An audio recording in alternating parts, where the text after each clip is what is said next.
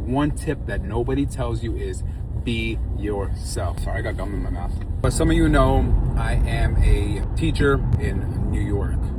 Now is the time where I see on social media lots of teachers are inquiring about help for interviews. And as somebody who has been on many interviews, I just want to share some of my experiences. Interviews always start with some sort of application process. New teacher finder for DOE schools, or if you're part of Long Island, you can look on OLAS, and that will show you any job openings for whatever may fit your certifications. You for this job on one of these sites, and then it goes through some automatic screening. Through my experience with schools, some schools are now using AI to cross-correlate what they're looking for versus your resume. And after that, possibly called in for an initial screening. They see who you are as a person, how you come off, if you know what you're saying, if you're the real deal. It's just more of a get to know you. After you go through that screening, you could never hear back again. You could hear back immediately. You could hear back within 48 hours.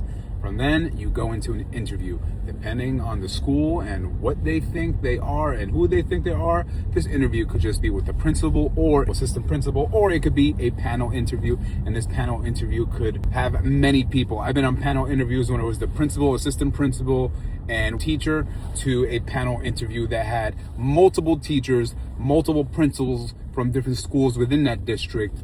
They even had parents at this panel interview. So I think the most I've ever seen at a panel interview myself personally is about 14 people. And I'm not even exaggerating. And the way this panel interview works is you're getting hit with questions left and right. Everyone is taking notes. As they ask their questions, you might even get asked the same question at the end that somebody asked you in the beginning to see if your stories kind of match. Number one advice when going to these interviews is be yourself. You could practice and script and memorize all these lines, or you could ask ChatGPT, how can I successfully pass my interview? Be genuine. Don't be afraid to ask questions as well. Don't be afraid to clarify things. Don't be afraid to say, hey, can you just give me a few seconds so I could process that and I could think it through? What if you don't have any experiences? Talk about what experiences you have in the real world that you could bring to a classroom. What experiences have you learned from college or from colleagues that you could also bring to the classroom? Because 9 times out of 10, they're going to ask you, tell me about yourself.